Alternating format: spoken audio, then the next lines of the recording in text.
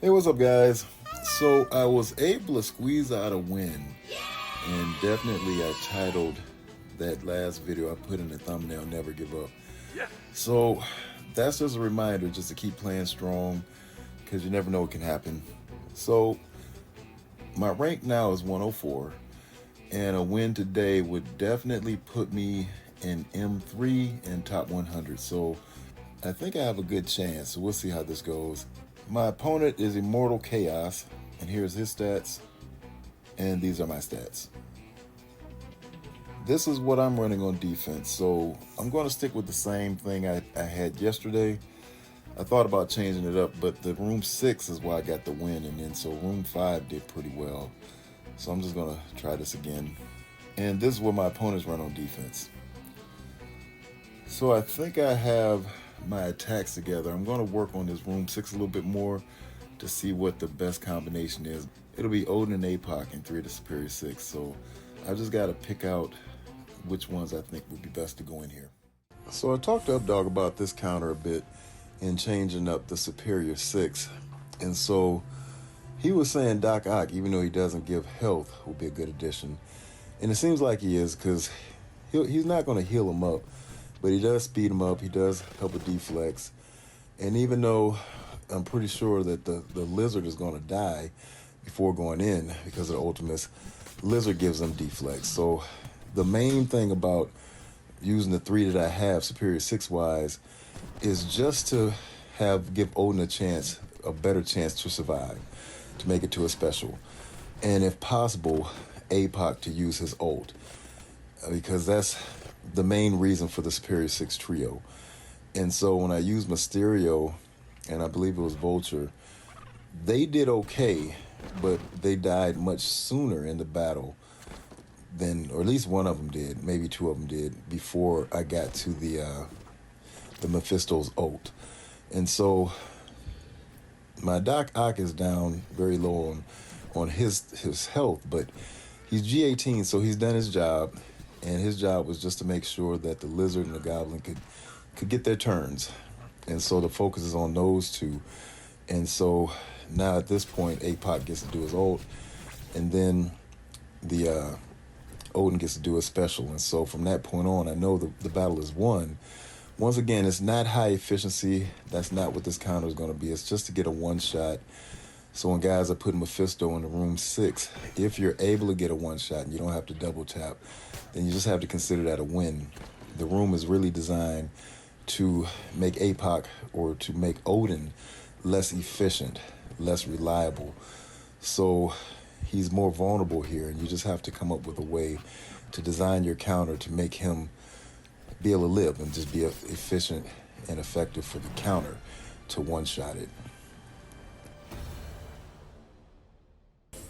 And so I had beaten an Illuminati Black Knight just earlier this week, or I don't remember which trial exactly.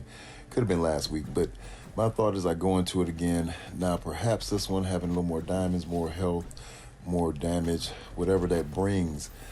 This one does not play out the same, and it could be just a coin toss on who goes first. I'm not sure.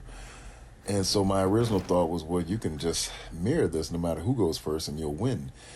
But that's not necessarily the case. So to be safe, I would suggest, just in playing it safe, just to sack it. That way at least you exhaust the Black Knight, and then you have a more of a for sure chance to beat this team. But as you can see, this Black Knight and that Captain Britain caused a lot of damage to my team, and they're not able to recover.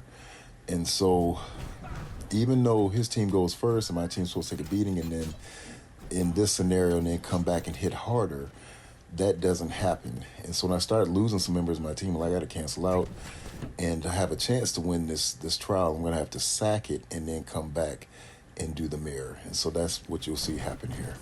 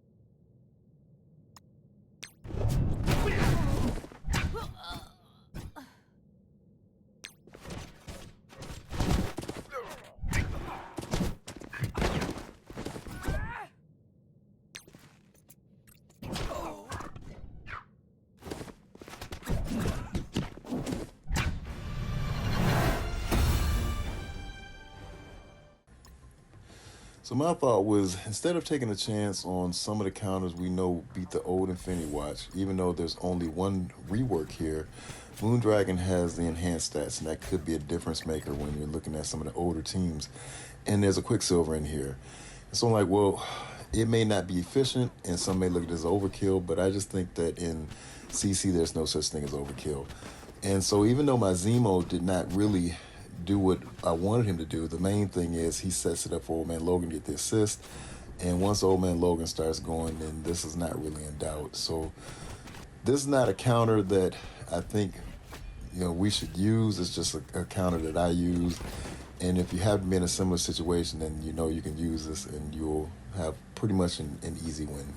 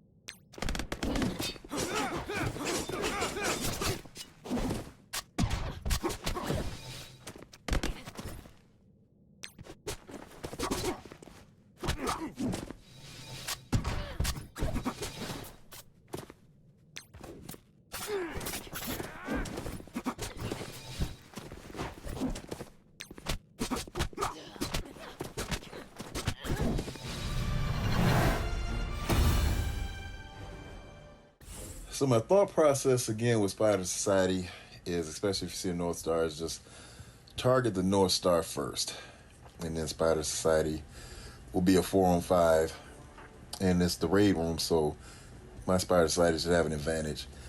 And the North Star would not have his buffs to the degree that he would have with his team, because he's just on Spider Society by himself.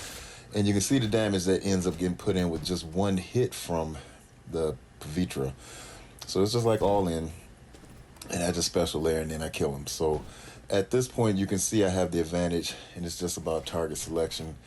I think the stun was for me to be placed on the Pavitra, and then all in on Peter. And you'll see how they go stealth and just make adjustments as it goes. And I'm sure you can play this different ways. Maybe you want to stun the Pav.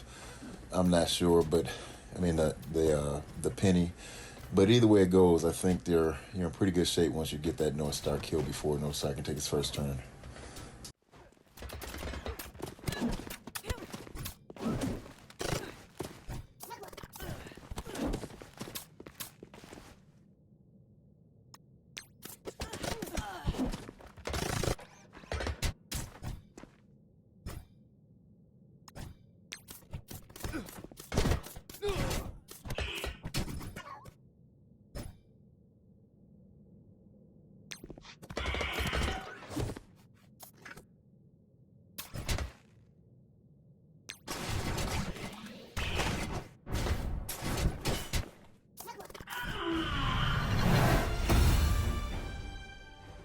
So Night Stalkers and the Orchis is a pretty quick and easy fight. And I think when I was first thinking about what I was going to do, I may have been thinking about using something else. I was like, oh yeah, I have the Night Stalkers. And I don't know if it really matters how you go into the Orchis. They're just kind of made to beat them. I was thinking that my Blade would go first in this match, and because oftentimes he does, but he didn't this time. So I figured, well, after you do the ult, and you can see how the summon bot was destroyed, I was just going to go in on the Scientist Supreme. You can see Agatha pinging him to death. So I don't know if it really matters. You can see how this will be kind of quick no matter who you target. So I don't know that it's necessarily any special tricks to this. It's just that you know that this is the counter to Orchis, and they most likely will win and be very efficient.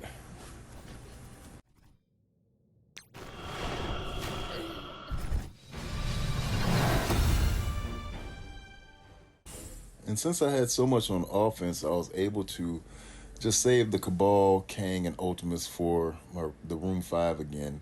And as you can see earlier in the week, this was a pretty easy counter. I don't know that there's really any type of X-Men you can add to this that's going to make it where this counter is going to have any problems. The only difference you'll see is that the Rogue doesn't taunt, so the Ultimates doesn't get a chance to go into her. But at the end of the day, Cabal takes off because it was a crit. And the main thing I want to do is just target the Forge and get the Forge out of there. So once that was done, it was just pretty much going to be smooth sailing.